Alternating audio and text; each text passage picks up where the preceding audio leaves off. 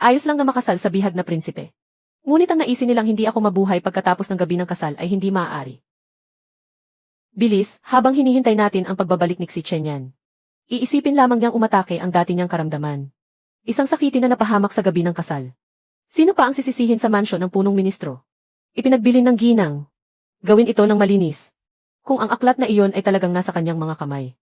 Kailangan din natin itong mahanap. Ito ay gamot na nagdudulot ng matinding pagkahilo at antok.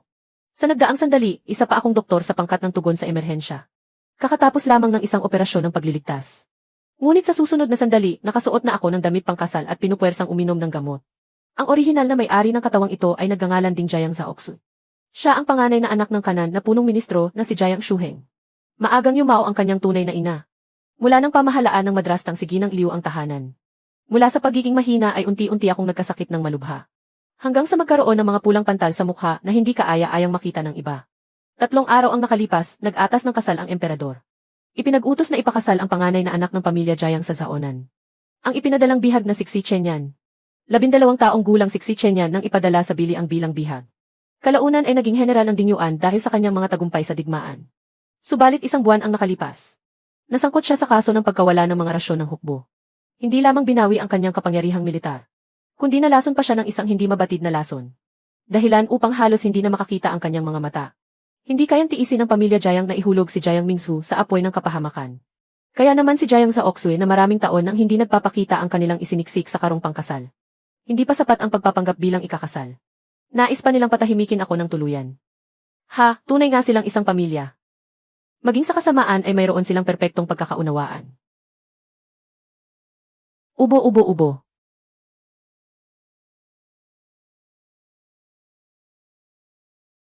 Tapos na.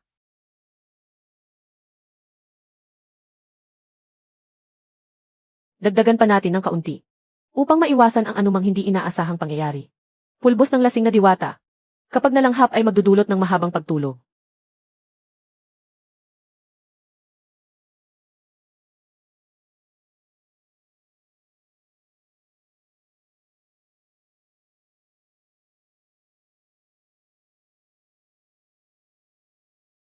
Pulang sutla ng kasal na bumabagay sa pulang damit pangkasal. Ang hindi nakakaalam ay akalaing ito ay handog na dot mula sa mansyon ng punong ministro. Noong gabi bago ang kasal. Hindi sinasadyang narinig ng orihinal na may-ari ang pagtatalo ni na Jiang Shuheng at Ginang Liu. Nabanggit nila ang daungan ng Dongping at ang pribadong mansyon ng ikatlong prinsipe. At sinabi ring hindi dapat mag-iwan ng anumang tala ang pangkat ng rasyong iyon. Sinamantala ng orihinal na may-ari ang pagkakataon upang nakawin ang aklat ng talaan ng pagpasok at paglabas. Binalak niya itong gamitin bilang pansagip sa kanyang buhay. Ang sariwang rasyon ay pinalitan ng lumang bigas. Habang ang mga rasyon naman ay lihim na ipinasok sa pribadong imbakan ng ikatlong prinsipe. Hindi lamang alam ito ni Jiang Shuheng. Siya mismo ang nag-asikaso nito. Inagaw ang kasal ng aking kapatid. Ginawa akong pain para sa kanilang kasalanan. At ginawa pa akong eksperimento sa lason sa loob ng mahigit 10 taon. Paano ito naging pamilya? Malinaw na isa lamang itong pangkat ng mga taong naghihintay na singilin sa kanilang mga utang. Hindi pa bumabalik ang mahal na prinsipe sa mansyon. Nagawa niya na ba ang inyong tungkulin? Tanda ko ang utang na ito ngayong gabi. Ngunit bago ko sila singilin, kailangan ko munang bisitahin ang imbakan ng pamilya Jiang. Sa isang malaking pagdiriwang tulad ng pagpapanggap sa kasal. Ngunit ilang kahon lamang ng lumang kumot ang ipinadala ng aking pamilya. Ito ay labis na kawalang galang. Hindi bali kung kulang ang dote.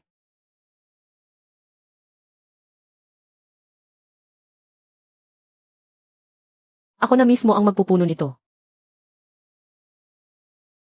Sinabi ng matandang tagasilbi na maayos na ang lahat. At pinapupunta kanya sa likod na pinto upang maghintay.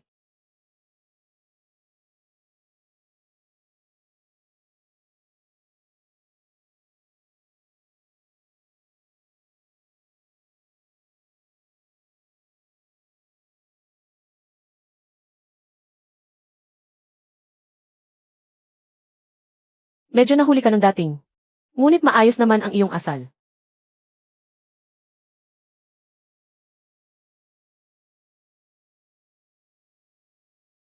Pinarusahan noon ang orihinal na may-ari na lumuhod sa kanlurang looban. Kaya naman tanda ko pa ang lugar na ito ng napakalinaw.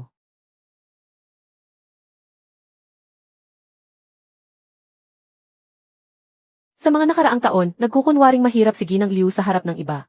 Sinasabi niyang ang doteng iniwan ng aking ina ay matagal nang naubos para sa aking pagpapagamot. Ngunit sa katotohanan, patuloy pa rin silang nangungulekta ng upa sa mga bukirin. 250. At patuloy pa rin kumikita ang mga tindahan. Maging ang 100 taong gulang na ginseng na bahagi ng dote ng aking ina ay kinuha nila upang ipangpalakas sa katawan ni Jiang Mingsu. Gamit ang pera ng aking ina upang pinsalain ang kanyang sariling anak. Kung hindi ko sisingilin ang utang na ito, ikahihiya ako ng aking mga ninuno dahil sa kawalan ng paggalang.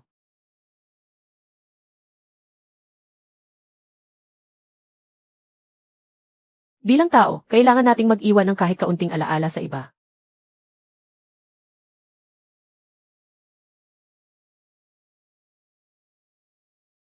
Sa ikatlong bodega sa likod bahay ng tavern ng Chonhe sa Anpingfang.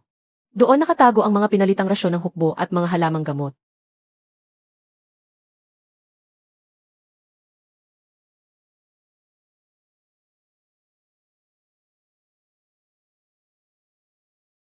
Hindi naman kahanga-hanga ang ikatlong prinsipe. Ngunit napaka-consistent ng kanyang panlasa. Ang mga mamahaling bagay lamang ang kanyang gusto. Hindi ito basta bodega lamang, kundi pondong pangnegosyo na ipinadala sa akin ng kalaban magdamag. Hindi sa dahilang nanghihinayang ako, kundi natatakot ako na kapag bumalik ang may-ari, hindi na niya malalaman na ito pala ay isang imbakan ng bigas.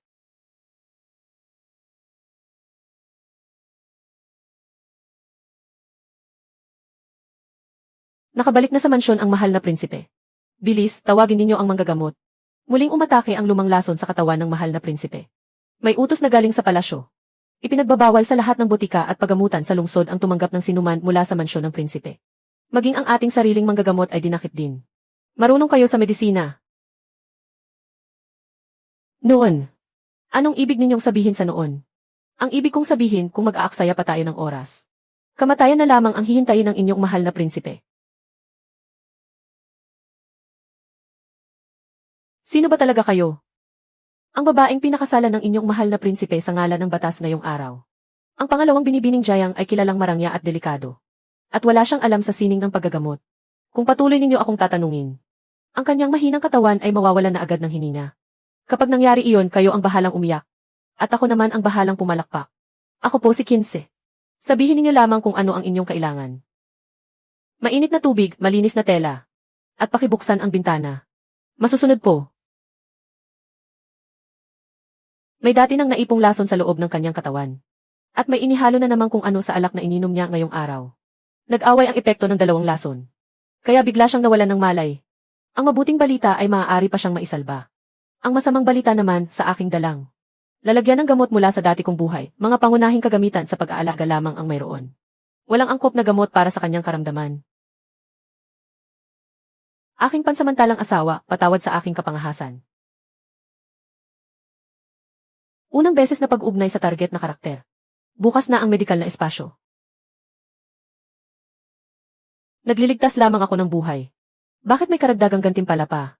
Paano pa kaya kung magkahawak kamay kami, magyakap? O gumawa ng iba pang bagay? Sapat na ba ang iyong pagtitig? Ako ay isang manggagamot. Inoobserbahan ko lamang ang iyong karamdaman. Hanggang saan na ba ang iyong naobserbahan? Pansamantala, hanggang sa baywang pa lamang. Kung hindi kayo makikipagtulungan, maaari ko pa itong ipagpatuloy.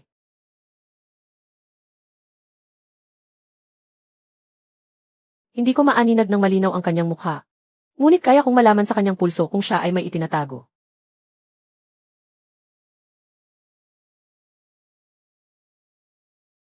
Gising na nga ang mahal na prinsipe. Kung hindi, ano pa, huling lakas lamang bago mamatay. Ubo, ubo, ubo. Ang nakasulat sa kasunduan ng kasal ay si Jiang Mingsu. Sino ka? Si Jiang Zhaoxu. Ang panganay na anak na babae na ayaw ng pamilya Jiang. At ang siyang ipinalit nila sa karong pangkasal sa huling sandali. Nais pa nga ng matandang babae mula sa pamilya Pei na pawiin ako sa gabi ng aking kasal.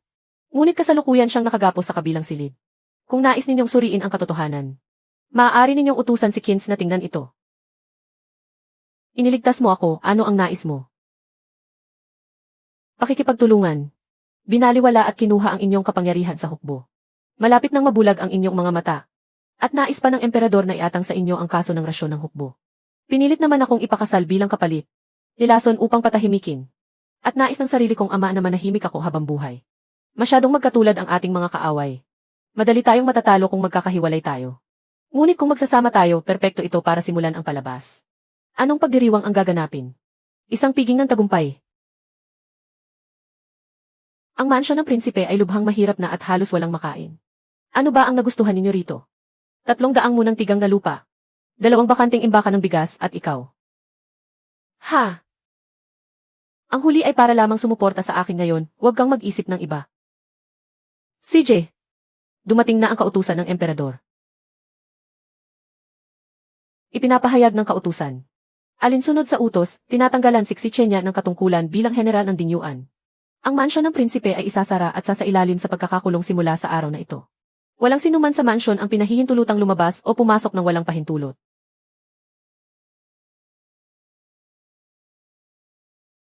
Hay! Ginoong Xi, magpahinga na lamang kayo at magpagaling. Mukhang magiging mahirap ang mga susunod na araw. Ang pintuan lamang ng mansyon ng prinsipe ang nababantayan ng asong emperador na iyon. Ngunit ang aking lagusan ay patungo sa buong kabisera.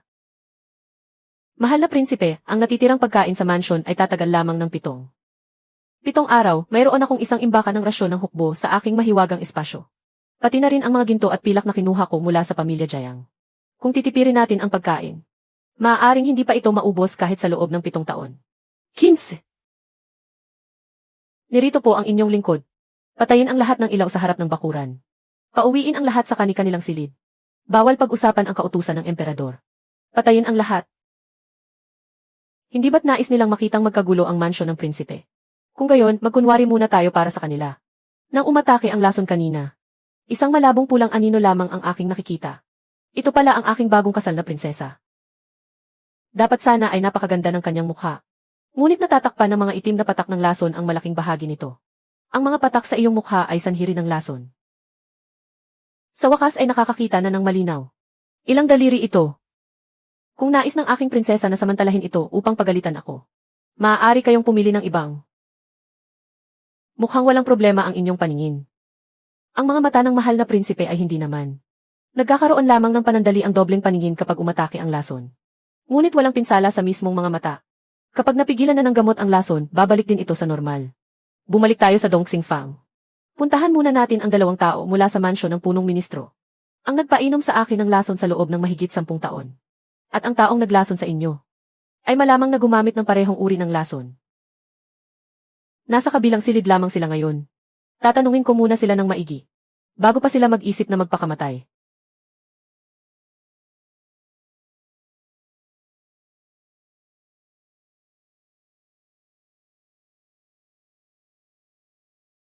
Ah!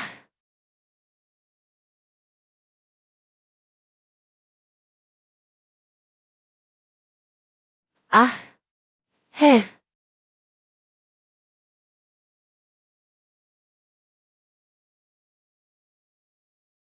Nais niyang magpakamatay. Hindi. Natatakot siyang manatiling buhay. Napakabilis kumalat ng lason. Mahihirapan siyang huminga. At mawawalan ng malay. Sa labas, magmumukha itong biglaang malubhang karamdaman. Kung nahuli pa tayo ng kaunti, hindi na siya aabot pa sa oras ng pagsunog ng isang patpat ng insenso. Isang ordinaryong matandang katulong lamang sa mansyon ng punong ministro. Ngunit may nakatagong lason sa kanyang ngipin upang patahimikin ang sarili anumang oras. Ipinapakita nito na bago pa siya umalis ay alam na niya na kapag nabunyag ang lihim na ito, hindi na siya makakabalik ng buhay. Maaari ring may nagsabi sa kanya na kapag siya ay nahuli, kailangan niyang manahimik habang buhay. Usigin ko po siya ngayon, mahal na prinsipe. Ha. Sarado na ang inyong mansyon ng prinsipe. Walang pagkain at walang gamot. Wala ring mga ngahas na iligtas kayo. Kahit na mapalad na mabuhay ang prinsesa. Ilang araw pa kaya siya tatagal? Mukhang nag-aalala sa akin ang inyong may bahay. Dahil kinalkula pa niya kung ilang araw na lamang ang itatagal ko. Hindi ka ba natatakot? Natatakot ako. Natatakot akong hindi niya malinaw na nakwenta ang mga utang. At hindi niya ito mababayaran sa huli.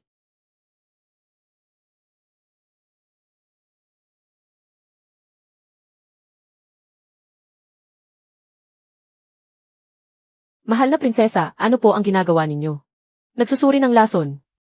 Sa mga gamot na matagal nang iniinom, may 3 sangkap na nagdudulot ng kaguluhan sa daloy ng dugo at kakaibang kondisyon sa balat. Ang pinaka-espesyal na sangkap ay ang Wachansha. Ang amoy na ito. Ang lumang lason sa inyong katawan at ang nasa aking mukha ay hindi magkapareho ng formula. Ngunit gumamit sila ng parehong pampabilis ng bisa ng gamot. Ang Wachansha. Alam mo ba na ang Wachansha ay matatagpuan lamang sa timog distrito ng Zaonan? Bihira lamang ito sa Biliang. 3 taon na ang nakalipas sa ngalan ng paggawa ng gamot laban sa lamig, ang palasyo ay bumili ng napakarami nito. Pagkatapos nito, ang mga talaan ng kwenta ay ipinasara. Hindi nalaman ng aking mga tauhan kung saan ito napunta. Rasyon ng hukbo, mansyon ng punong ministro ng kanan, kawanihan ng gamot sa palasyo. At ngayon, nadagdag pa ang Wachansha. Hindi ito nagkataon lamang. May nagtali ng buhay ko at ni si Chenyan sa iisang linya ng mga sangkap ng gamot. Nang hindi muna kinukumpirma ang bisa ng gamot na aking inihanda. Masyado kang may tiwala sa iyong sarili. Kung hindi, hihintayin ko pa bang magpadala ang palasyo ng imperya na doktor para sa akin? Kung magpapadala nga ng tao ang palasyo, maaaring hindi ito para magligtas ng buhay. Mahal na prinsipe, may dumating na mensahero mula sa palasyo. Sinabi nilang magpapadala ang kawanihan ng mga imperya na doktor ng tao sa mansyon bukas ng umaga upang suriin ang inyong pulso. Napakabilis naman. Hindi nag-aalala ang emperador sa kanyang kalusugan. Nais lamang niyang tiyakin kung patay na ba talaga ako o hindi.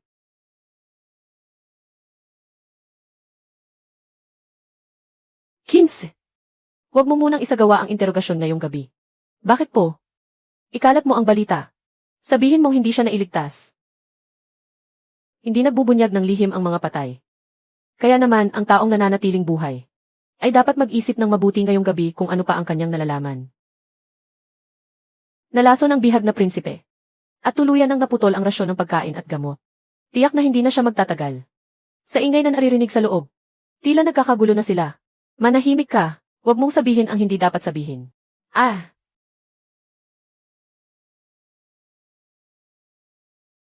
Mahal na prinsesa, nailipat na si Yayazhao sa imbakan ng kahoy. Bukod sa atin, walang nakakaalam na buhay pa siya. Ang katulong na babae ay nakakulong pa rin sa kanlurang silid. Tayo na, oras na.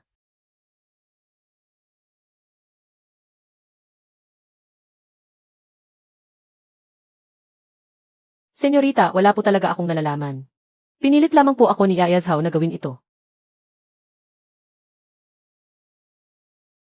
Patay na si Yayazhao. Huwag kang matakot, hindi mo naman itinago ang lason. Dahil hindi kailanman binalak ni Ginang Liu na hayaan kang mabuhay. Maraming nalalaman si Yayazhao. Kaya kailangan niyang mamatay. Tungkol naman sa iyo pagkatapos ng lahat. Madali ka na lang nilang mapapatay. Hindi maaari, nangako po ang Ginang sa akin na ibabalik niya sa akin ang kontrata ng aking paglilingkod. At bibigyan din niya ako ng 20 tael ng pilak. Nasaan ang pilak? Ah! Wala po akong magagawa. Nasa kamay pa rin ng Ginang ang aking nakababatang kapatid. Sinabi ng Ginang na basta't sumunod ako sa kanya, ipapadala niya ang aking kapatid sa lupain upang magtrabaho. Ano ang pangalan ng kapatid mo? Sa aling lupain siya ipinadala. Chonsheng, ang pangalan niya ay Chonsheng. May lupain ng pamilya Liu sa timog ng lungsod. Doon siya ipinadala. Kalahating taon ko na siyang hindi nakikita. 15. Naiintindihan ko po. Handa ba kayong iligtas siya? Sabihin mo muna ng malinaw ang lahat ng iyong nalalaman. Sa nakalipas na mga taon, palaging nagpapahatid ng gamot ang Ginang para sa panganay na binibini. Anong gamot? Hindi ko po alam ang pangalan. Ang alam ko lamang po, tuwing ika-6 na araw ng buwan, pumupunta si Nanizhao sa botika ng Kinggu. Sa likod na pinto nito upang kumuha ng isang pakete ng pulbos na gamot. Hindi kailanman tumatanggap ng salapi ang mga tao sa botika. Pinapapirma lamang nila siya sa pamamagitan ng tatakdaliri sa isang maliit na aklat. Ang gamot din po sa pagkakataong ito ay nanggaling doon. Isang araw bago ang inyong kasal, personal na pumunta ang tagapamahala ng botika. Binigyan niya si Nanizhao ng 2 pakete. Ang isa ay inilagay sa inyong gamot. At ang isa naman ay ipinahalo sa alak ni Ginoong Xi sa anumang paraan. Sino ang naglagay ng gamot sa alak? Talagang hindi ko po alam. Sinabi lamang ni Nanizhao na may kasabwat sa loob ng mansyon ng prinsipe. At sinabing huwag na kaming makialam. Gaya ng inaasahan, may nagtatagong kasabwat sa loob ng mansyon ng prinsipe. Ano ang ayos ng likod bahay ng botika ng Kinggu? Sa harapan ay ang tindahan. At sa likod naman ay may maliit na looban. Sa silangan ang imbakan ng gamot. At sa kanluran naman ang silid ng kwenta. Sa likod ng silid ng kwenta ay may isa pang maliit na pinto. Nakaraniwang nakakandado. Napasok mo na ba iyon? Minsan po ay pinakiusapan ako ni Nanis Hao na maghatid ng mga bagay para sa kanya. At naghintay ako sa labas ng pinto. Itim ang kulay ng pinto ng silid ng kwenta. At may nakasabit na tansong kampanilya rito. Huling katanungan. Bakit determinadong patayin ako ni Ginang Liu sa gabi ng aking kasal? Magsalita ka. Sinabi po ni Nanis Hao. Nakumuha raw kayo ng isang aklat na hindi ninyo dapat kinuha. Kung ang aklat na iyon ay mapupunta sa kamay ng prinsipe. Tiyak na mapapahamak ang punong ministro at ang ginang. Ano pa? Sinabi rin po ng ginang na hanggat nabubuhay kayo, ang mga bagay na iniwan ni Ginang Shen ay mababawi ninyo rin maaga man o huli. Hindi siya nagkakamali. Ipiit muna siya. Huwag siyang pahirapan. Kapag nakumpirma na ni Kinse ang kalagayan ng kanyang kapatid na lalaki, saka natin pagpasyahan kung ano ang gagawin sa kanya. Plano mo bang pumunta sa butika ng Kinggu ngayong gabi? Hindi maitatago ng matagal ang balita tungkol sa peking kamatayan ni Nanis Hao. Mas mabuting kumilos ng mas maaga. Puno ng mga bantay ng palasyo ang labas ng mansyon. Paano ka makakalabas? Maaga man o huli, hindi rin maitatago ang bagay na ito. Sa halip na bigla akong maglaho at paghinalaan niya. Mas mabuting sabihin na muna sa kanya ang mga maaari kong sabihin. Mayroon akong isang kakayahan. Anong kakayahan? Basta't may pinto sa aking tabi. At tiyak ko ang lokasyon at anyo ng isa pang pinto. Kaya ko silang pagdugtungin ng pansamantala. Upang direktang makatawid mula rito. Gaano man kalayo, hindi hadlang ang distansya. Ngunit dapat ay totoo ang lugar na iyon. At sapat na tumpak ang lokasyon pati na ang anyo ng pinto. Bukod dito, sa ngayon ay mga walang buhay na bagay lamang ang maaari kong dalhin. Hindi kasama ang mga taong may buhay. Bakit mo ito ipinagtatapat sa akin? Dahil kailangan kong umalis ng pansamantala. At kailangan ko kayong magtakip para sa akin. Isa pa, may espiya sa loob ng mansyon ng prinsipe. Yamang magpapatuloy ang ating pagtutulungan. Dapat man lang ay malaman ninyo na hindi ako basta na lamang naglaho. At hindi ko kayo iiwan para tumakas. Ang huling pangungusap ba ay isang paliwanag o isang pangako? Ituring ninyo na lamang itong isang paunawa.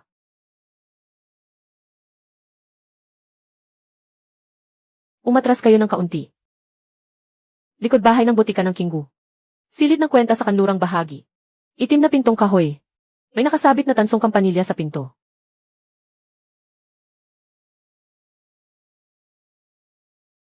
Pagkasara ng pinto, huwag na huwag itong hahawakan ng kahit sino. Kapag may dumating, sabihin mong ginagamot kita. Ligtas siyang nakabalik.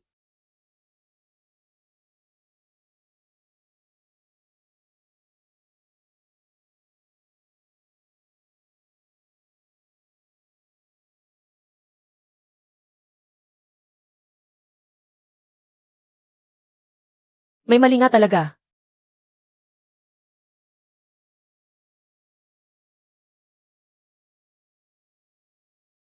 Nang ikatlong araw, 3 kiyan ng Guotian siya sa mansyon ng punong ministro ng kanan. Nang ika-6 na araw, 2 layang ng pulbos ng Chaiting sa mansyon ng punong ministro ng kanan. 10 taon. 10 taon nilang nilalaso ng paunti-unti ang dating may-ari ng katawang ito. Ang opisina ng gamot sa hiwalay na tirahan ng ikatlong prinsipe. Ang ilang petensyang tila walang kaugnayan sa isa't isa. Ay lahat nakakabit sa butika ng Kinggu. Kapag biglang nawala ang totoong libro ng kwenta, agad nila itong mapapansin. Ang pag-iwan ng librong may halong totoo at peking tala ay magpapaisip sa kanila na kontrolado pa rin nila ang lihim. Habang sinusundan nila ang peking bakas para sirain ang ebidensya, kusa namang lalabas ang mga totoong importanteng tao at lugar. Hindi lang nilalaso ng butika ng Kinggu ang dating may-ari ng katawang ito sa loob ng 10 taon. Palihim din silang nagpapadala ng gamot sa tao sa mansyon ng prinsipe.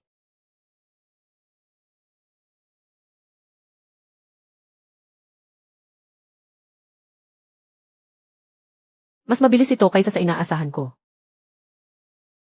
Tingnan natin kung ano ang itinatago sa iyong mansyon. Ito ang resibo ng pagkuha ng gamot mula sa mansyon ng prinsipe.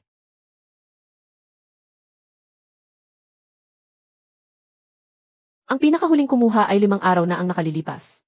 Hindi nag-iwan ng pangalan ang kumuha ng gamot. Isang tuldok ng tinta lamang ang inilagay. Nasanay si tagapamahala na itukod muna ang panulat bago magtala.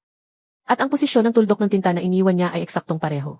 ang tagapamahala ng imbakan ng gamot, ay nawala ng pasukin at ipasara ang mansyon. Inakala ng lahat na tumakas siya sa gitna ng kaguluhan. Ngunit kung titingnan ngayon, maaaring hindi talaga siya tumakas. Kahit wala na ang tao sa mansyon ng prinsipe. Nakatago pa rin sa mansyon ang bakas na ito. Aha!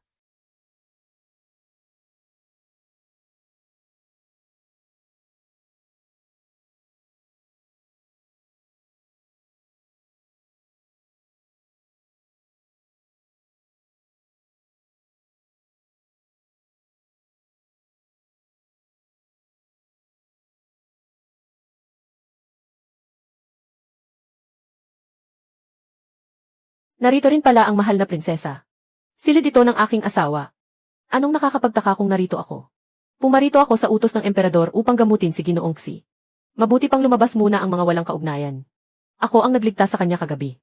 Kung ako ay itinuturing na walang kaugnayan. Ikaw ay isang taong ngayon lamang nakarating dito. Nabalitaan kong ang mahal na prinsesa ay matagal na nanatili sa looban ng palasyo. At walang kaalaman sa medisina. Hindi laging maaasahan ang mga chismis. Sinasabi rin sa palasyo na walang problema ang alak ng kasal kagabi. Mabuti pa isuriin muna ng dakilang manggagamot ang kanyang pintig. Bagaman mahina ang pintig. Malayo ito sa pagiging mapanganib gaya ng inaasahan sa palasyo.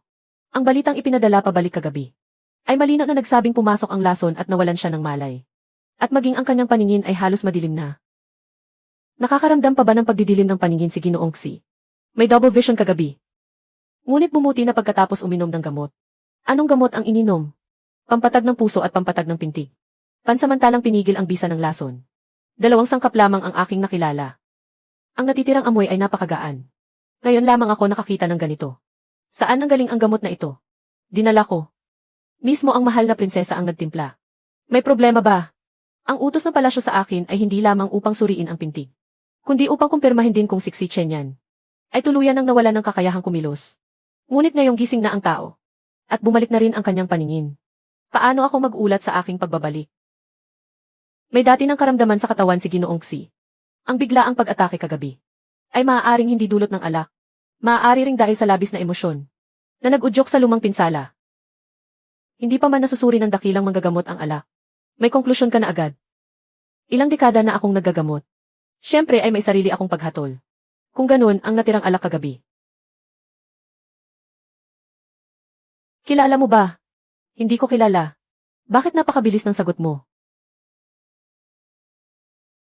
Walang pagbabago sa karayom na pilak. Ibig sabihin, walang matinding lason sa alak. Sino ang nagsabi sa inyong lahat ng lason ay nakapagpapabago ng kulay ng karayom na pilak?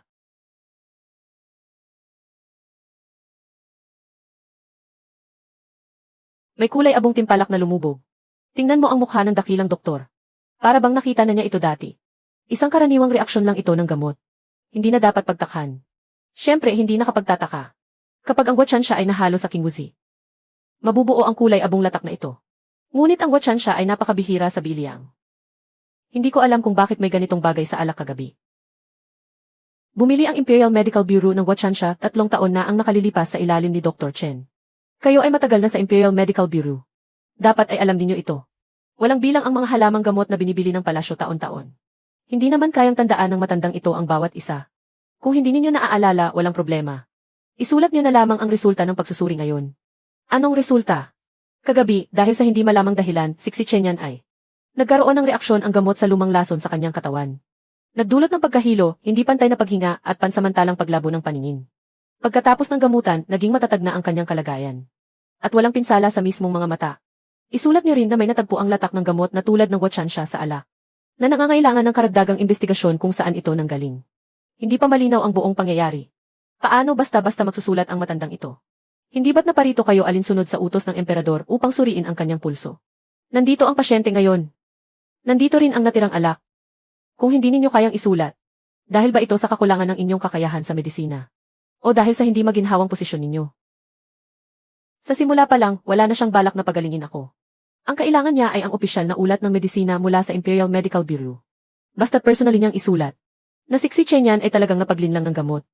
Ang ulat na ito ay magiging ebidensya sa korte, na hindi basta-bastang maitatatanggi ng sinuman. Ang maipagtatala lamang ng matandang ito ay ang estado ng pulso.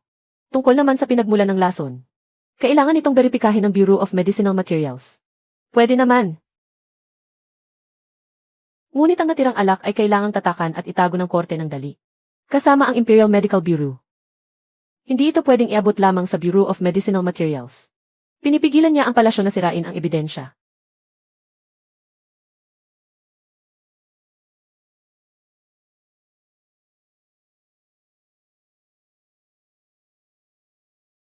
Salamat sa inyong pagsusumikap, Dr. Chen. Ang marka sa mukha ng mahal na prinsesa. Kahapon ay malaking pulang mansa pa. Ngunit ngayon ay kumupas na ng kaunti. Isang lumang karamdaman ng maraming taon. Kamakailan ay tila nagbago na ang isip. Naghahandang kusa ng mawala. Medyo marunong palang makiramdam ang sakit na ito. Ano ang tinitingnan mo? Tinitiyak ko lang kung nagsisinungaling si Dr. Chen. Ang resulta, talagang kumupas na nga. Wala ka man lang bang ibang komento? Mas mabilis kang gumaling kaysa sa akin. Ang lason mo ay naipon na ng maraming taon. Ang marka sa mukha ko ay panlabas na sintomas lamang. Siyempre magkaiba yon. Mahal na prinsipe, ipinadala lang ito mula sa palasyo. Ipag-utos. Inuutos na. Inuutos. Pumunta sa palasyo ng mag-isa. Malinaw na gusto nilang ihiwalay ang prinsesa sa mansyon ng hostage upang litisin. Tatanungin ang tungkol sa pagpapakasal bilang kapalit. Natatakot ka ba? Medyo. Natatakot ako na baka masyadong maligoy magsalita ang emperador. At maantala ang pag-uwi ko para maghapunan. Huwag kang mag-alala. Pumunta ka lang sa palasyo bukas. Ako na ang bahala sa iba pang kakailanganin mo. Mas mabilis ang recovery mo kaysa sa inaasahan ko. Huwag mo nang hawakan. Bakit? Natatakot ka bang masira ko ang sarili ko sa paghawak? Natatakot ako na baka magulo mo ang epekto ng gamot bago ka pumasok sa palasyo. Baka sisihin mo ako pagbalik mo na hindi kita binalaan. Si Chen yan, mas mabilis pang gumaling ang dila mo kaysa sa katawan mo. Dahil yan sa mahusay na panggagamot ng aking prinsesa. Mahal na prinsesa, nakahanda na po ang sasakyan mula sa palasyo. May sasabihin ka pa? Alam mo ba kung bakit ikaw lang mag-isa ang pinatawag ng emperador sa palasyo? Gusto niyang maningil ng pananagutan dahil sa pagpapalit ng kasal. At para na rin tignan kung nagkakasamaan na tayo ng loob. Kalahati lang ang tama riyan. Kung talagang gusto kanyang parusahan sa pagtataksil. Kagabi pa siya naglabas ng utos para ipaaresto ka. At hindi na sana ipinadala si Tabib Chen sa mansyon. Ang pagtawag niya sa iyo ngayon ay para kumpirmahin ang tatlong bagay. Anong tatlong bagay? Una, kung gaano kalala ang aking pinsala. Pangalawa, kung hawak mo ang anumang pagmamay-ari ng pamilya Jiang. At pangatlo, kung handa ka bang kumala sa akin para lang makaligtas. Paano kung sabihin kong handa ako? Ititira ka ng emperador. At gagamitin ka para bantayan ako.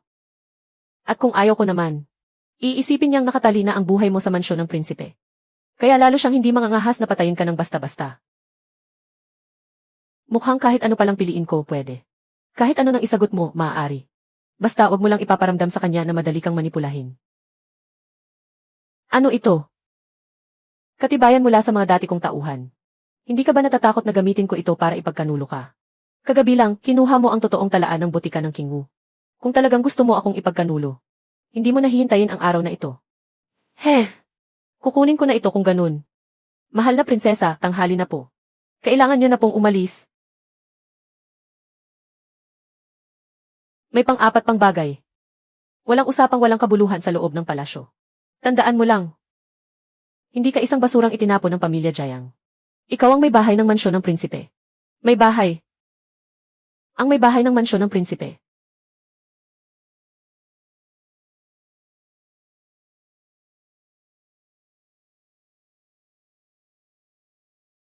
Nababuksan na ang bukirin ng gamot sa batis ng diwa. Anong nangyari? May nabuksan na namang bago sa espasyo. Dahil ba ito sa paghawak sa kamay?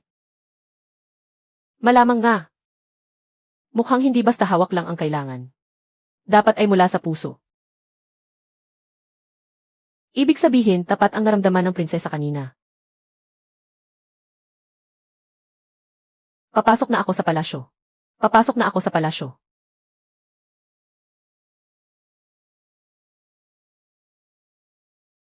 Ang palasyo ng emperador ay kasing lalim ng dagat. Sa hakbang na ito, wala nang pabalik pa. Jiang Zhaoxu, kinikilala mo ba ang iyong kasalanan? Hindi po nalalaman ng inyong lingkod. Nakatala sa kasulatan ng kasal ang pangalan ni Jiang Mingsu. Ngunit ikaw ang sumakay sa karwahe ng kasal. Nagsinungaling ang punong ministro sa kanan sa mahal na emperador. At may lakas ka pa ng loob na sabihing wala kang alam na kasalanan. Ang utos ng emperador ay tumutukoy sa panganay na anak na babae ng punong ministro. Ang inyong lingkod ang panganay na anak na babae ng unang asawa ng punong ministro. Na si Ginang Shen. Kung hindi ako itinuturing na tunay na panganay na anak, pakiusap kamahalan, linawin ninyo sa akin. Kailan pa nabago ang batas ng Bili ang upang ang pangalawang anak ng pangalawang asawa ay higit pa sa panganay na anak ng unang asawa? At paano ipapaliwanag ang pangalan sa kasulatan ng kasal? Nais din pong malaman ng inyong lingkod. Ang utos ng kasal ay nagtakda ng katayuan. Ngunit walang nakasulat na tiyak na pangalan. Ngunit ang kasulatan ng kasal ay lumampas sa panganay na anak. At direktang isinulat ang pangalan ni Jiang Mingsu. Nagkamali ba ang kawanihan ng etiketa sa pagsulat? O may isang tao sa mansyon ng punong ministro ang nagpauna at nagpanukala nito? Dapat siya sa atin ang opisyal na talaan ng kasal at ang talaan ng pamilya Jiang. Sa halip na tanungin lamang ang inyong lingkod kung bakit ako ang sumakay sa karwahe. Kung talagang nais linlangin ng inyong lingkod ang kamahalan, ipagpipilitan ko ngayong araw na ako si Jiang Mingsu. Ngunit mula noong unang araw na pumasok ako sa mansyon ng prinsipe, ginamit ko na ang aking totoong pangalan. At kailanman ay hindi nagtago. Matalas nga ang iyong dila. Ang inyong lingkod ay natatakot lamang na mamatay ng walang kalinawan, kamahalan. Si Chenyan ba ang nagturo sa iyo ng mga salitang iyan? Ang itinuro lamang po niya sa inyong lingkod ay walang salitang walang kabuluhan sa loob ng palasyo. Ano pa ang itinuro niya? Itinuro rin po niya na mas mabuting bumalik na ang inyong lingkod sa mansyon bago ang tanghalian. Hindi pa lubos na gumagaling ang kanyang katawan. At hindi maaaring maputol ang kanyang pag-inom ng gamot. Paano kung pahintulutan kitang bumalik sa pamilya Jiang? Bakit pa po babalik doon ang inyong lingkod? Selyado ang mansyon ng prinsipe. Putol ang pagkain at gamot. At ang pananatili roon ay tila walang pag-asang mabuhay. Ngunit pinilit ako ng mansyon ng punong ministro na uminom ng gamot sa gabi ng aking kasal. Iyon nga ba ang tinatawag na pag-asang mabuhay? Kung nais po ng kamahalan na mag-imbestiga tungkol sa pagpapalit ng ikakasal, handang makipagtulungan ang inyong lingkod upang malinawan ito. Ngunit kung nais ninyong bumalik ang inyong lingkod sa pamilya Jiang, hindi na po kailangan. Iutos sa kagawaran ng rito na muling suriin ang mga talaan ng kasal at ang talaang kanan ng pamilya Jiang. Masusunod po, kamahalan. Nalampasan na ang unang pagsubok. Sandali. Kumusta ang mga mata ni si Chenyan? Nagkakaroon lamang po ng panandali ang panlalabo kapag umaatake ang lason. Ngunit walang pinsala sa kanyang mga mata. At ang kanyang katawan, mapapagaling ba ito? Kasalukuyan po itong ginagamot ng inyong lingkod at ito ay mapapagaling. Ginang, may dumating na mga tao mula sa kagawaran ng rito upang suriin ang talaang kanan. Buksan agad ang bulwagan ng mga ninuno. Bago pa man makarating ang mga tao mula sa kagawaran ng rito, baguhin ninyo ang pahina kung saan nakasulat si Jiang sa Oksui. Nahuli ako ng kaunti sa tantya kong oras. Masyadong madaming sinabi ang emperador. Ano ang kanyang sinabi? Tinanong niya ako kung gusto kong bumalik sa pamilya Jiang. Ano ang isinagot mo? Sinabi ko na napakaganda ng buhay sa mansyon ng punong ministro. Kaya hindi ko natatangkain pang bumalik doon sa ikalawang pagkakataon. Hindi ba nagalit ang emperador? Nagalit siya, ngunit nagpigil lang. Inutusan na niya ang kagawaran ng rito na muling suriin ang kasunduan sa kasal at ang talaang kanan ng pamilya Jiang. Malamang ay abala ngayon si Jiang Shuheng sa paghahanap ng paraan upang burahin ang pangalan ko sa talaang kanan. Mahal na prinsipe, ang mga tao mula sa kagawaran ng rito ay nagtungo na sa mansyon ng punong ministro ng kanan. Ikinatwira ng pamilya Jiang na ang orihinal na talaang kanan ay nasira ng amag dahil sa kalumaan. Kaya ang kopya lamang muna ang maaari nilang ibigay para sa pagsusuri. Napakalaking kebetulan naman. Hindi iyon kebetulan. Nagpapatagal lamang sila ng oras. May iniwang templo ng pamilya si Ginang Shen sa labas ng lungsod. Malamang ay may naiwan doong mahalagang bagay. Gaano karami ang natatandaan mo sa lokasyon ito? Tumawid sa isang tulay na bato sa kanlurang bahagi ng lungsod. Nakaharap sa timog ang pinto ng templo. At may matandang puno ng huay sa silangang bahagi. Ang sinasamba sa likod ng bulwagan ay hindi estatwa ng badha, kundi ang mga plaque ng mga ninuno ng pamilya Shen. Sapat na iyan. Sasama ako sa inyo. Hindi makakapagsama ng ibang tao ang mahiwagang pintuan. Sasamahan kita hanggang sa makarating ka. May nagmamanman sa labas ng bintana kahapon. At hindi pa natin natutukoy ang mga espiya sa loob ng mansyon. Kapag ginamit mo ang mahiwagang pintuan, dapat ay may nagbabantay sa iyong tabi. Hanggang 2 beses lang.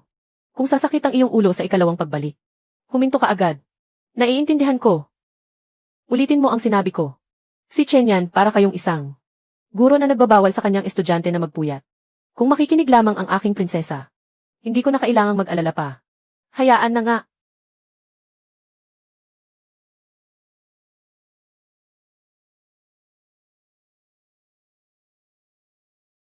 May pumunta rito. Ipinagbili ng ginang. Na kung narito nga ang orihinal na talaangkanan. Kailangang masunog ito bago sumapit ang gabi. 2 beses na kaming naghanap ngunit wala kaming nakita. Magpatuloy sa paghahanap, naghihintay na ang mga tao mula sa kagawaran ng rito sa mansyon. Hindi na natin sila mapapatagal pa. Nauna nga ng isang hakbang sa akin ang mga tao ni Ginang Liu.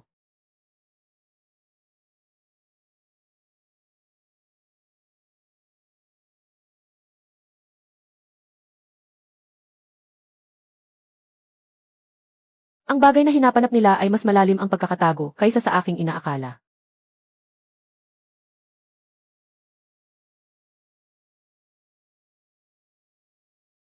Ang panganay na anak na babae ng unang asawang si Ginang Shen, si Jiang Zaoxu.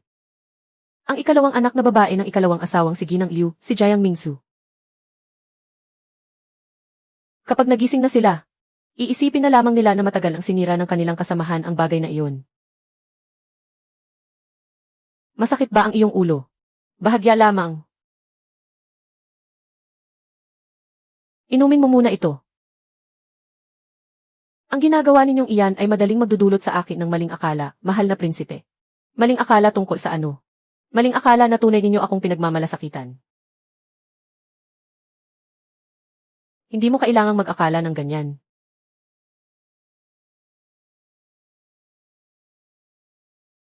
Ito ang kopya na muling isinulat. Pakiusap, suriin ninyo ito, mga kagalang-galang na opisyal. Kasal. Kasunduan. Naging abala po kayo kagabi, ama. Anong kalokohan ang sinasabi mo? Hindi pa nga natutuyo ng lubusan ang tinta. Tunay nang naging napakahirap nyon.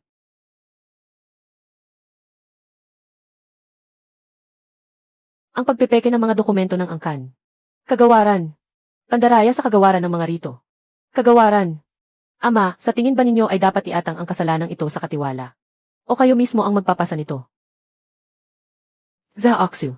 Magpamilya tayo. Bakit kailangan pa nating paabutin sa ganitong sitwasyon ang mga bagay-bagay? Pamilya, kung gayon, noong binabago ninyo ang rehistro ng angkan kagabi. Bakit hindi ninyo naisip na Jiang din ang aking apelyido? Mga tauhan, kunin at selyuhan ang 2 kopya ng rehistro ng angkan. Suriin agad ang mga selyo.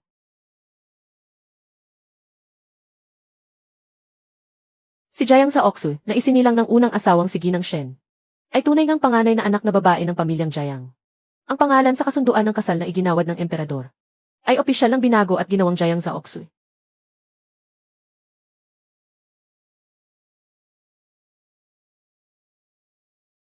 Suriin ito.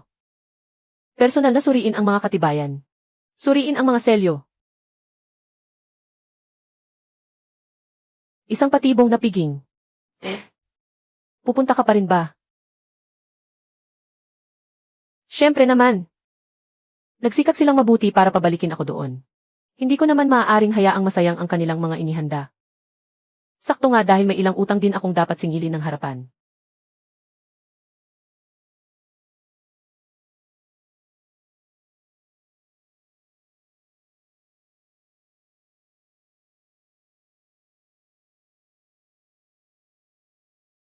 May magandang panlasa si Ginang Liu. Ano? Kung hindi lamang niya iniisip na ang mukhang ito ay hahadlang sa mga plano ni Jiang Mingsu. Hindi na niya kailangan pang lasunin ako sa loob ng 10 taon. Mabisa ang epekto ng gamot. Maaari na kayong lumabas. Ano ang nais mong marinig, aking prinsesa? Wala akong nais marinig. Mabuti naman kung gayon. Nais ko sanang sabihin na mas maganda ka ngayon kaysa kagabi. Pangit ba ako kagabi? Hindi ka naman pangit kagabi.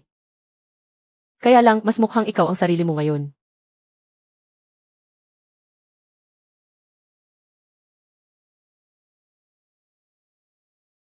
Yaman din lamang na babalik ka para maningil ng utang. Dapat mong ipakita sa may utang kung sino ka talaga. Ipinagbibigay alam ko po, Ginang. Dumating na po ang panganay na binibini at si Ginoong Xi. May karamdaman sa mukha si ate. Kaya mamaya, pakiusap sa mga nakatatanda na huwag siyang titigan ng matagal. Upang hindi siya mahiya o masaktan.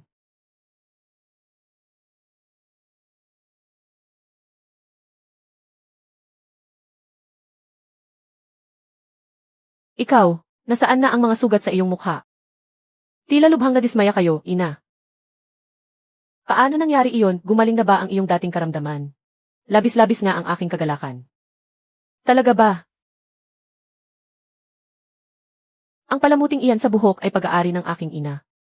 Malinaw na ibinigay ito sa akin ni ina. Aling ina. Zaoxu. Ipinatawag kita ngayon para pag-usapan ang tungkol sa paghalili sa kasal. Hindi para magsimula ka ng gulo sa sandaling pumasok ka sa pintuan.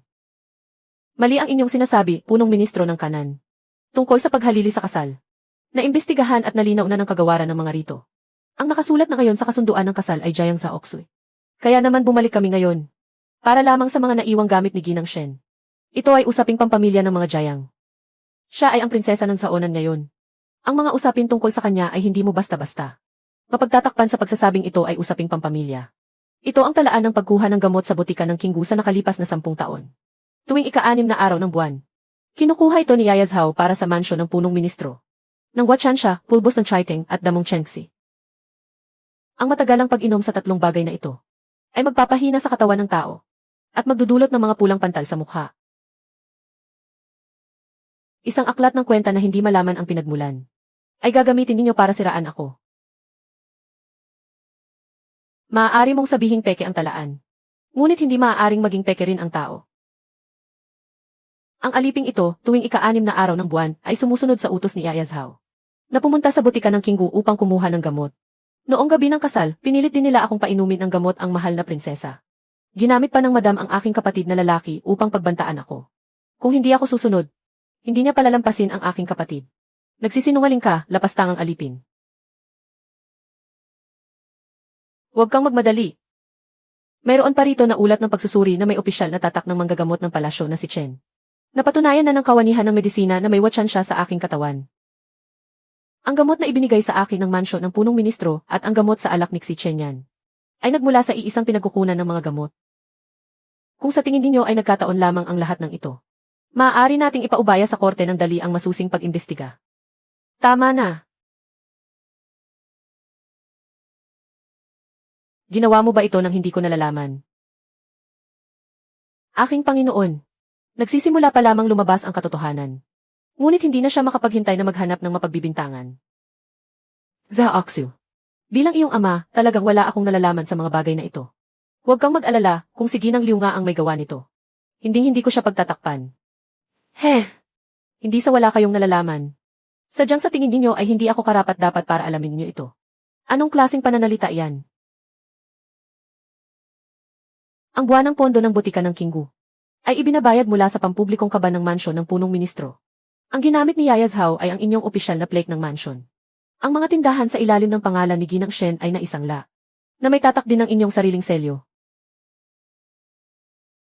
Ang hindi malaman ang isang bagay ay kapabayaan.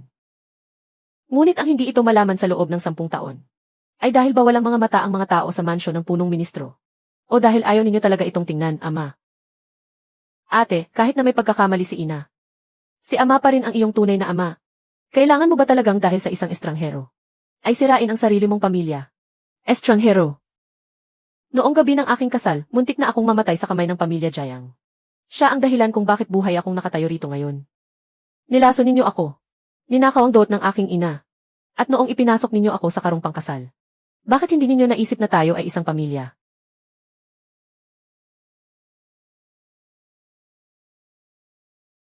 Ngayong araw, bumalik ako rito. Hindi upang makipagkasundo bilang pamilya, kundi upang ipabatid sa mansyon ng punong ministro. Simula sa araw na ito, akong si Jiang Zaoxu at kayo ay wala nang ugnayan bilang mag-ama, mag-ina o magkapatid. Nangangahas ka. Nangangahas siya. At tinatanggap ko rin ito.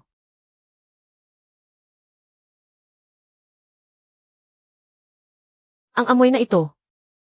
Noong gabing umatake ang lason kay si Chen Yan, ay kaparehong-kapareho ng bango ng gamot na naiwan sa kanyang manggas.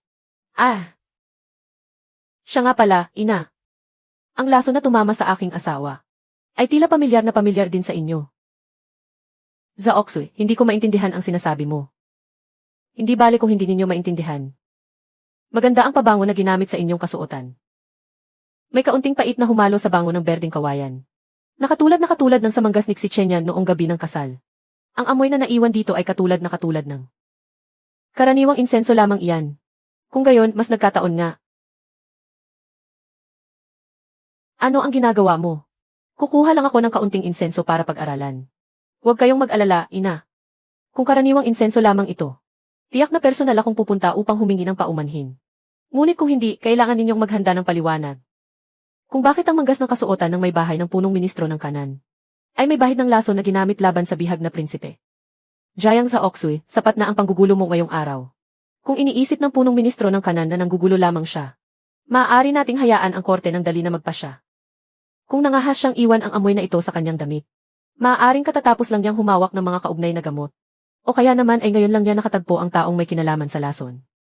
Kung tatanungin natin siya ngayon sa harap ng madla, ay gagawa lamang sa totoong utak na nagtatago sa likod, na agad putulin ang mga ebidensya. Kakay, kailangan mo bang itulak ang buong pamilya sa kapahamakan?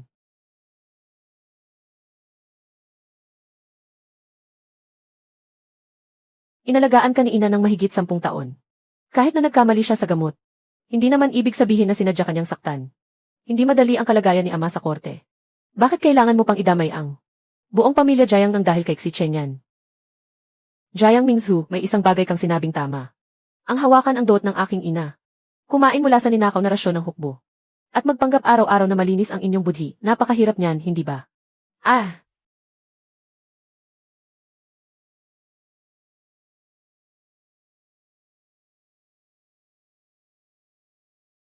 Paano niya nalaman ang amoy ng gamot na iyon?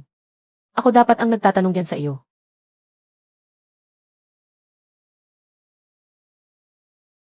Nakipagkita lamang ako kahapon sa mga tao mula sa butika ng King Wu. Kahapon lang naman ako sa butika. Nakipagkita lamang ako kahapon sa mga tao mula sa butika ng King Wu. Sinabi niyang maaaring peke ang aklat ng kwenta na kinuha ng mansyon ng prinsipe. Kaya huwag daw tayong mabahala. Dahil nangahas siyang sabihin iyon sa harap ng lahat. Ibig sabihin ay may hawak na siyang ebidensya. Magpadala agad ng mensahe upang ipalinis sa kanila ang mga natitirang talaan. Paano naman si Jayang Zaoksu? Kung hindi na siya makakabalik sa mansyon ng punong ministro, hindi na siya maaaring hayaang mabuhay.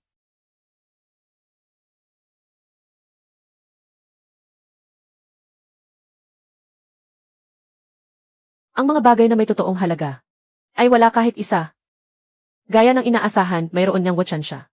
Kakahayag pa lamang natin ng mga talaan ng botika sa mansyon ng punong ministro. Tiyak nakikilos ang taong nasa likod nito ngayong gabi.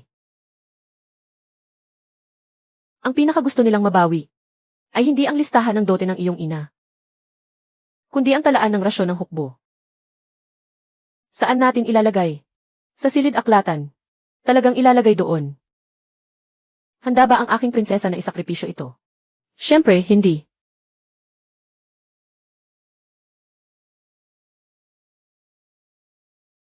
Ang totoo ay itatago ko sa aking espasyo. At ang peke naman ang ilalagay sa mesa. Madalas mo ba itong ginagawa noon? Noon, niloloko ko ang mga sugatang sundalo na gustong ilihim ang kanilang sakit. At ngayon, niloloko ko ang mga taong gustong ilihim ang kanilang krimen. Lumawak na ang sakop ng aking trabaho.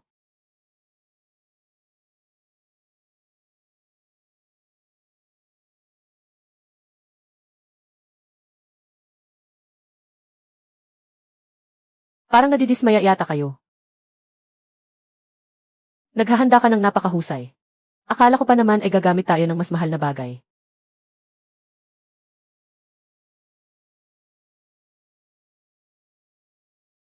Kumuha ng gamit ng hindi nag-iiwan ng pangalan.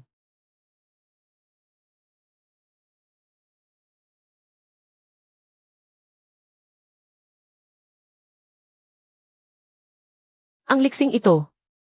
May lumang sugat sa kaliwang binti. At nakasanayan ng protektahan ang kanang tadyang kapag umiikot. Hindi ka isang asasin. Isa kang sundalo sa hangganan. Ah!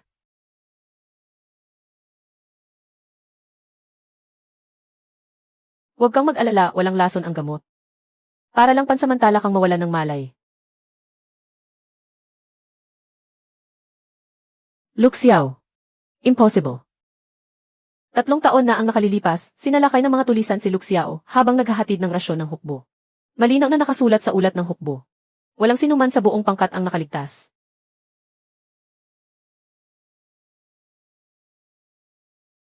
Ulat ng hukbo.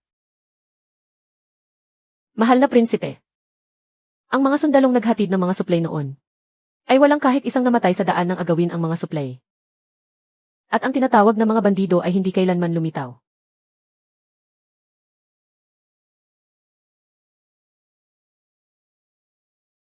Bukod dito, wala nang iba. Kung nais mo akong patayin, patayin mo ako. Sa tingin mo ba ay hindi namin magagawa iyon? Dahil naparito na ako. Wala na akong balak na bumalik ng buhay. Yixed, napakatigas ng iyong bibig. Hindi ka nga ba talaga natatakot mamatay? Nang mapagtanto mong nalason ka kanina. Ang una mong naging reaksyon ay hindi ang tumakas, kundi ang protektahan ang aklat ng kwenta sa iyong dibdib. Kaya hindi ka na parito upang pumatay ng saksi, kundi upang magnakaw. Bahala ka kung ano ang nais mong isipin. May nangako sa iyo na basta't maibalik mo ang aklat ng suplay ng hukbo, ay may ibibigay sila sa iyo. Hindi ito salapi, kundi ang iyong pamilya. Mayroon kang mga kalyo sa pagitan ng iyong hinlalaki at hintuturo sa kanang kamay dahil sa maraming taong paghawak ng espada. Ngunit sa iyong manggas ay palagi mong dala ang isang lumang piraso ng tela mula sa damit ng isang bata. Ang mga tahi nito ay hindi mukhang gawa mo. Hawak nila ang iyong pamilya. Manahimik ka. Ang iyong anak na babae ay si Luxiaohe. Siya ay dapat na 8 taong gulang na ngayon. 3 taon na ang nakalilipas bago ka umalis sa kampo. Humingi ka sa akin ng kalahating araw na pahintulot upang pumunta sa bayan at ibili siya ng isang laruang tigre na gawa sa tela. Sinabi mong matatakutin siya at hindi nakangahas na matulog mag-isa sa gabi. Ang pangalawang general ng pangkat ng suplay na si Hanjin ay mahilig uminom. Ngunit kailanman ay hindi sumablay sa labanan. Si Zhaolin ang pinakabata. Kababagong kasunduan pa lamang na ikasal bago umalis. Si matandang Zhu naman ay may bawas sa kaliwang tainga. Isang sugat na natamo niya sa lambak ng Yanhui. Kayong 23 katao na naghatid ng 30,000 dan ng suplay mula sa kampo ng Dingyuan. Naaalala ko ang bawat isa sa inyo. Ano naman kung naaalala ninyo? Nang sabihin sa ulat ng hukbo na patay na kami, naniwala kayo. Nang tatakan ang mga kasulatan ng kabayaran, naniwala ang lahat. Ikinulong kami sa isang madilim na lugar ng buong 3 taon. Habang ang mga tao sa labas ay ginagamit ang aming mga pangalan upang kumuha ng kabayaran. Binabago ang mga utos ng hukbo at gumagawa ng huwad na mga talaan. Kailanman ay hindi naniwala ang mahal na prinsipe sa ulat na iyon. Ngunit hindi niya kami nahanap. Hindi ko kayo nahanap. Kaya maaari mo akong kagalitan. Ngunit kung kukunin mo ang aklat ng kwenta ngayon, ang mga taong tunay na nagpahamak sa inyo ay patuloy na mabubuhay ng marangya. Ginigipit ka nila gamit ang iyong pamilya. Ngunit kahit makuha mo pa ang aklat ng kwenta, hindi pa rin nila pakakawalan ang iyong pamilya. Ano ang batayan mo para sabihin iyan?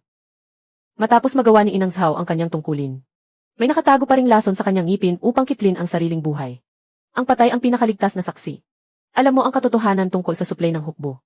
At alam mo rin kung saan nila ikinukulong ang mga sundalo. Sa sandaling mapasa kanila ang aklat ng kwenta, mawawalan ka na ng silbi. Nasaan ang iyong pamilya? Hindi ko alam.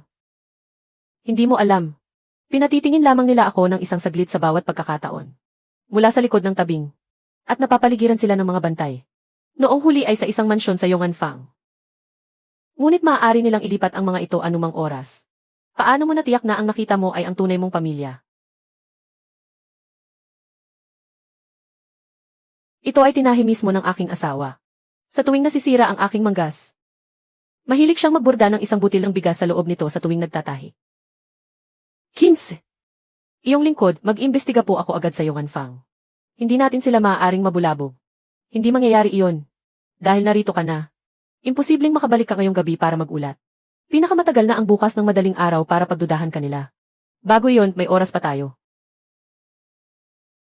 Ano ang gusto ninyong malaman? Ano ang nangyari noong taong iyon? 3 taon na ang nakalilipas. Inuutusan kaming maghatid ng 30,000 sako ng rasyon ng hukbo sa Shubei. Sa ikatlong araw ng pag-alis sa kabisera, biglang nagpadala ang kawanihan ng suplay ng militar ng isang kautusan. Pinapalipat kami ng ruta patungong pantalan ng Dongping. Bakit pinalitan ang ruta? Nakasaad sa kautusan na gumuho ang daan sa hilagang distrito, kaya kailangang ilipat sa tubig ang transportasyon. Naroon ang opisyal na tatak ng kawanihan ng suplay. Pati na rin ang pribadong tatak ng mahal na prinsipe. Kailanman ay hindi ko ginamit ang aking pribadong tatak para sa lihim na paglilipat ng rasyon. Hindi namin alam iyon noong panahong iyon. Pagdating sa pantalan, ang naghihintay sa amin ay hindi mga opisyal na tagatanggap ng rasyon, kundi isang grupo ng mga taong nakasuot ng lumang baluti ng tanod ng palasyo. At pagkatapos, hindi sila kumilos agad noon. Sinabi lang nila na may pagkakamali sa kautusan. At pinapasok muna kami sa bodega para maghintay ng beripikasyon. Matapos nilang kunin ang kontrol sa rasyon, nilagyan ng gamot ang aming pagkain. Nang magising kami, ang lahat ay pinaghiwa-hiwalay na at ikinulong. Saan kayo ikinulong? Nag-aalala ka pa rin ba sa iyong pamilya? Kapag sinabi ko ang lugar na iyon, tiyak na malalaman nilang ako ang nagsalita. Sabihin mo man o hindi, malalaman pa rin nila. Buong gabi kang hindi nakabalik. At hindi rin naihatid ang peking listahan ng mga account. Sa tingin mo ba ay magtitiwala pa rin sila sa iyo? Sa piitang Blackwater, doon sa abandonadong minahan sa labas ng kabisera. Sa ibabaw ay mukhang abandonadong minahan. Ngunit sa ilalim ay may mga selda. Lahat ng mga itinalang nasawi sa digmaan ay nakakulong doon. Ilan pa ang natitirang buhay? Noong huli ko silang makita, 7 pa ang natitira. Ang iba ay sunod-sunod na inilayo. At pagkatapos niyon ay hindi na kailanman bumalik. Bakit nagmamadali ang ikatlong prinsipe na makuha ang plano ng rasyon ngayong araw? Dahil may bagong saksi na dumating sa korte ng dali. May dinala silang tao mula sa ibang lalawigan na nagsasabing siya ang tanging nakaligtas sa pangkat ng tagahatid ng rasyon noon. Bukas, haharap siya sa korte ng dali para ituro ang mahal na prinsipe. Sasabihin niyang ang mahal na prinsipe ang nag-utos sa amin na lumihis sa pantalan ng Dongping para ibenta ng lihim ang rasyon. Kalokohan, lahat ng mga naghatid ng rasyon ay ikinulong. Saan manggagaling ang isang nakaligtas? Isang peking testimonya. Basta't gustong maniwala ng korte. Ang kasinungalingan ay maaaring maging mas totoo pa sa katotohanan. May mali. Ano iyon? Madaling magpanggap bilang isang ordinaryong tao. Ngunit nagpapanggap siyang isang sundalo sa hangganan. Ang mga hudyat sa loob ng hukbo, ang ruta ng maratsa, ang mga pangalan ng kasamahan, at mga detalye ng paghahatid ng rasyon. Bakit siya naglalakas loob na pumunta sa korte ng dali? Dahil hindi niya kailangang tandaan ang lahat ng detalye. Anong ibig mong sabihin? Pinainom nila siya ng gamot. At may nagtuturo sa kanya araw at gabi na sabihin ang iisang kwento. Nabalitaan ko na kahit sino pa ang magtanong ngayon, ang kanyang sagot ay laging magkapareho. Gamot na kumokontrol sa kaisipan. Nakakita na ako ng ganitong uri ng gamot. Bukas ang paglilitis sa korte ng dali. May lakas ka ba ng loob na sumama sa akin? Parang hindi na kailangang itanong pa iyan. Lesiu. Nag-aalala lang ako na baka matapos ang pagpunta ng aking prinsesa sa palasyo ay naging duwag na kayo. Huwag kayong mag-alala. Ang ikinatatakot ko lang ay baka hindi magaling umarte ang peking saksing iyon. At masayang lang ang oras nating lahat. Masayang lang ang oras nating lahat.